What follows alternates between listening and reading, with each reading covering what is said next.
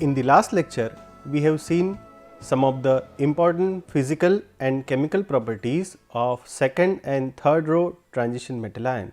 In particular, we have seen about the trends in atomic and ionic radii, densities, melting and boiling point, ionization energy and some other important chemical as well as physical property.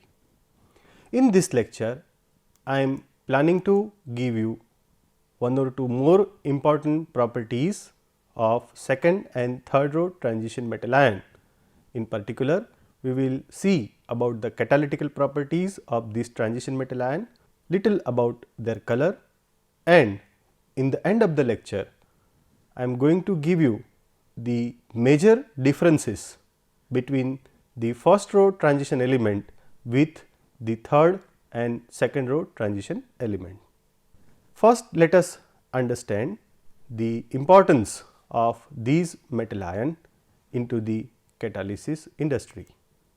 As you are aware, the transition metal ion are very important as far as the catalysis is concerned, and they are useful in all three different type of a catalysis, namely homogeneous catalysis, heterogeneous catalysis and in metalloenzyme catalysis.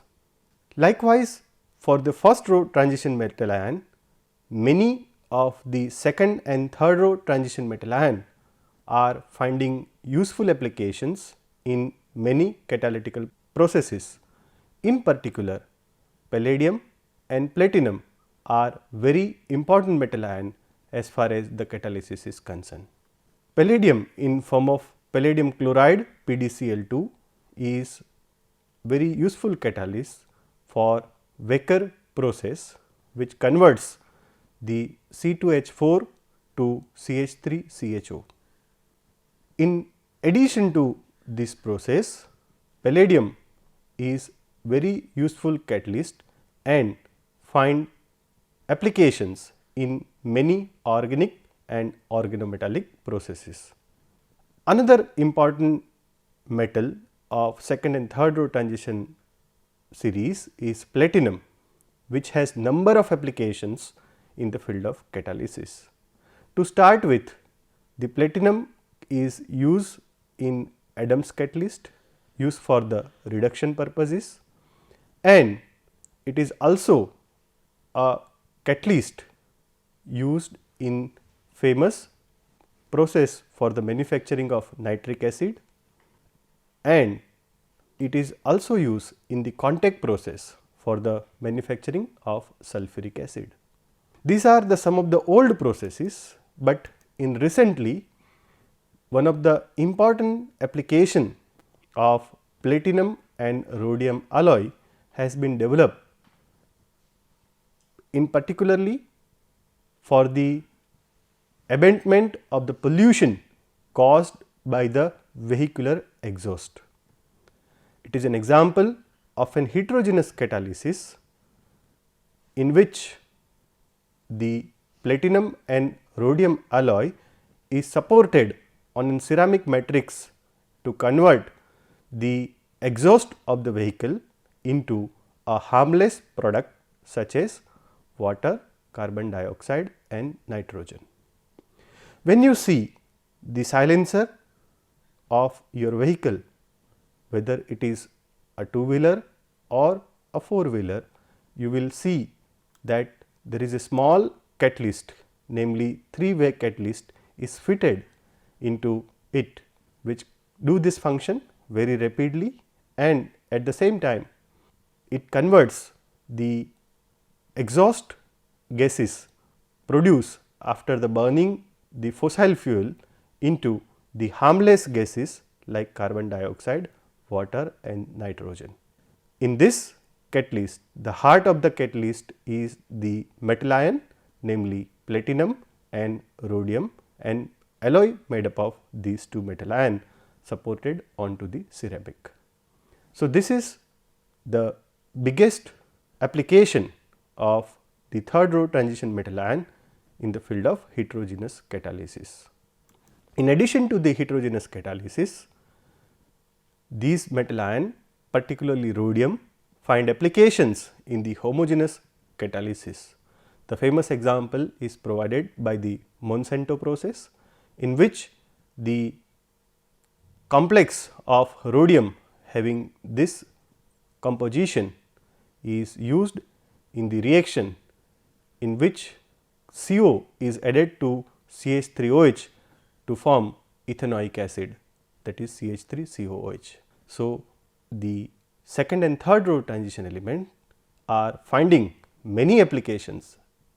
As I narrated, these are only a few examples, but in the literature there are innumerous reactions in which the palladium, platinum, rhodium and other second and third row transition metal ion are used as a catalyst in homogeneous as well as heterogeneous catalysis.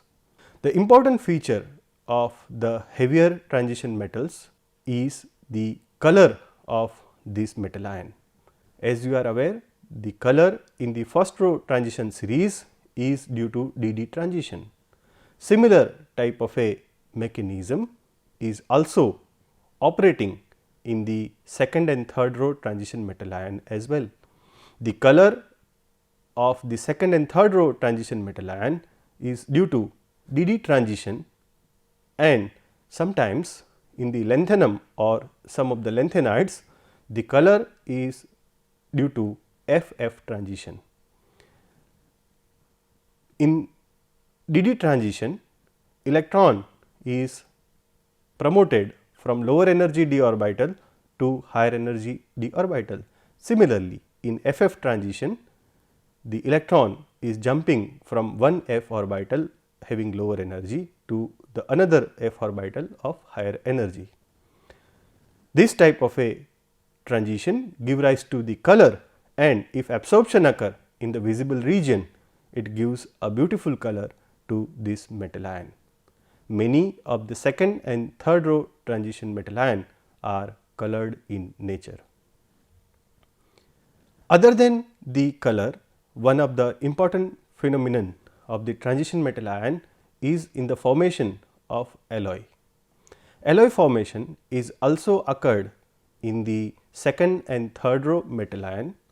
We have already seen in the earlier lecture that niobium, zirconium and some other metal ion of second and third row transition metal series are very important metal forming number of alloy.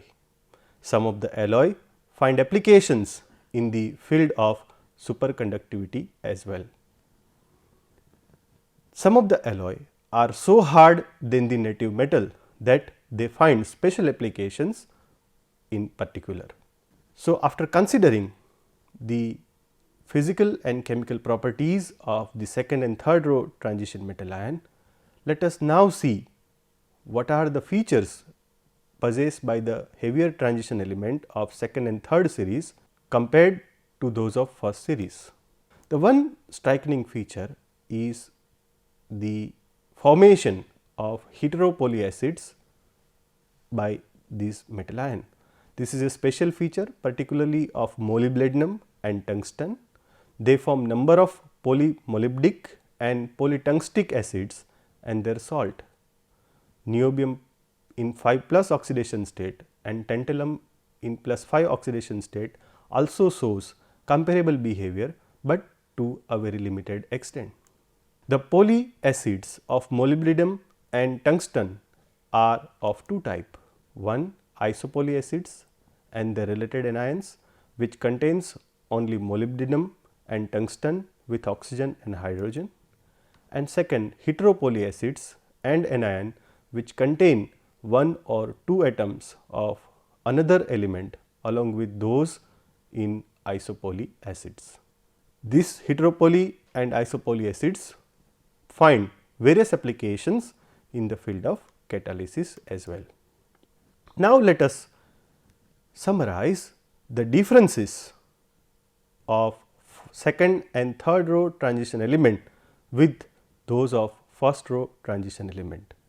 As I told you in the beginning that the chemistry of second and third row transition elements are similar, however, it is quite different than the chemistry of first row transition element. What are the point of differences? Let us discuss them one by one. The first point of a difference between the first row and those of the other rows is the occurrence of metal-metal bonding and cluster compounds by these metal ion. Metal-metal bonding occurs largely in case of second and third row transition element. Some of the example of metal-metal bonding is being provided by carbonyl and other compounds, halide as well as oxides of these metal ion. This type of a metal-metal bonding is quite rare in case of a first row transition element, and it occurs only in few of the carbonyl compound of this series. The example of first row transition series metal carbonyl having metal-metal bonding includes some of the bridge carbonyl of manganese having formula Mn2CO10 and the carbonyl of iron, that is Fe2CO9, and cobalt carbonyl having formula CO2CO8. Other than carbonyl, metal-metal bonding is not found in case of element of the first row transition series. This picture shows the metal-metal bonding in halide of the rhenium, in which one rhenium is attached with the another rhenium by metal-metal bond. This picture shows the binary carbonyl of rhodium and iridium. The first picture is for tetrairidium having 12 carbonyl attached to it and forming 4 iridium-iridium bond. The second picture is again for the rhodium carbonyl, which is also having similar structure. In this circle represents the metal ion and these are the terminal CO, that is carbon monoxide molecule. For the clarity purpose, the O of the CO has been removed so that the structure can be easily seen. The third is an example of a carbonyl of a rhodium, in which also metal-metal bonding is occur. Sometimes this metal-metal bonding results into trinuclear, tetranuclear, or sometimes an octahedral structure. The one example of octahedral structure forming a cluster compound is depicted in this figure. In this, as I said, the many of the metal is bonded with the another metal ion by metal-metal bond, forming a cluster compound. So, the occurrence of the second and third row transition element into this type of a clusters are very common and they are rare in case of a first row transition element. The second visible difference in the properties of the second and third row transition element with those of first row is the stability of oxidation state. As we know, +2 and +3 states are important for all first row transition element. Cobalt, iron or chromium do exist in +2 and +3 oxidation state at normal condition. However, this type of a oxidation state are less important for second and third row element. In second and third row element, generally higher oxidation state are more prevalent. Particularly, some of the metal ion can exist in +7 or +8 oxidation state in normal condition. The third difference between the first row with those of second and third row is in the formation of a complex. As you are aware, the coordination number in the complexes formed by the first row transition element is normally 6. Sometimes it is 4, giving rise to either octahedral, tetrahedral or square planar geometry around the metal ion. This type of a geometry and coordination number is very common in case of a first row transition metal ion. However, it is not there in case of second and third row transition element. The second and third row transition element are generally more commonly occurring into the coordination number 7 and 8, giving rise to different type of a structure. If the coordination number is 7, the structure will be pentagonal bipyramidal. Some of the halides of zirconium can exist into such complexes having coordination number 7. So, coordination number 6 and 4 are less common in case of the element of second and third row transition metal ion. The fourth point of a difference between the element of first and the other row is in their size. The second row element, as we know, are larger than the first row element. In fact, in a group, as we move from top to bottom, the size should increase, and therefore, the atomic and ionic radii of the first row element is greater than the second row element, and it should be more greater in case of a third row transition element, but this is not the case. As we have seen earlier, the atomic and ionic radii of second row transition element is almost similar to those of third row element. This is because of lengthened contraction. Due to lengthened contraction, the properties of second row transition element is quite similar to those of third row elements, and it is different than the first row transition element. The next important properties of a difference between these rows are abundance. As we know, the first row element are distributed widely into the earth crust and having almost 6.79% contribution made by the first 10 element of the first transition series. However, the occurrence of the second and third row transition element is very rare in case of these metal ion. The abundance in the earth crust is in some ppm level only. The remaining transition element are very scarce into the nature, even though the abundance of zirconium is 162 ppm, for lanthanum it is 31 ppm, for yttrium 31, and for niobium it is 20 ppm. The whole 20 element of the second and third row together make up only 0.025% of the earth crust compared to the 6.79% in case of a first row transition element. One thing to be noted here is about technetium. Technetium does not occur into the nature at all. As we have seen, it is the first element prepared in a laboratory, and therefore, other than technetium, all the second and third row transition element occur in very rare quantity into the earth crust.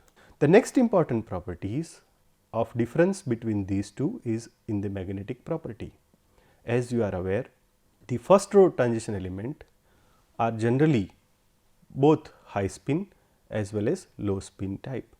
In particular, the element having D1, D2 and D3 electronic configuration are always high spin. However, this is not the case in case of a second and third row element, because they are generally occur in a low spin configuration due to pairing of the electron.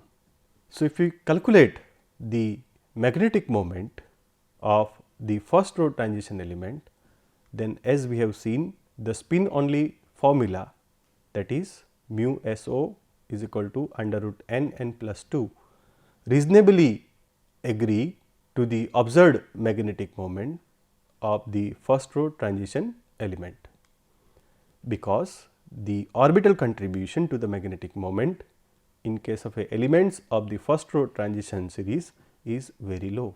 This is not the case in case of a second and third row, because in these elements the orbital contribution to the magnetic moment is significant, and in addition to the orbital contribution, the spin orbit coupling also occurring into the second and third row transition element, giving rise to the total magnetic moment is a sum total of spin motion, orbital motion and spin orbit coupling motion also. And because of this, to calculate the total magnetic moment, we have to use a complicated equation in case of a second and third row transition element, and the simple equation which we have used for the first row transition series is inappropriate for these transition elements. Thus, the simple interpretation of magnetic moment in terms of number of unpaired electron cannot be extended from the first row transition element to the second and third row. One more thing I have to point it out here is that the second and third row transition element is generally show extensive temperature dependent paramagnetism. It is a different type of a paramagnetism wherein the paramagnetism is unaffected with the change in the temperature. So, with this we have seen the 6 point of a difference between the elements of first row transition element with those of second and third row transition element.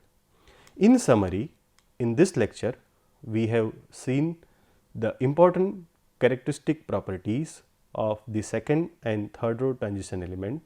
In particular, we have seen about the applications of these metal ion into the field of catalysis, various colors and the DD transition as well as FF transition behind the color of this compound, different alloy formation by these metal ion, and at the end of the lecture I have given you the 6 point of a difference between the elements of first row transition element with those of other two rows, namely second and third transition series. With this, we have come to an end of the unit, that is the chemistry of second and third transition element.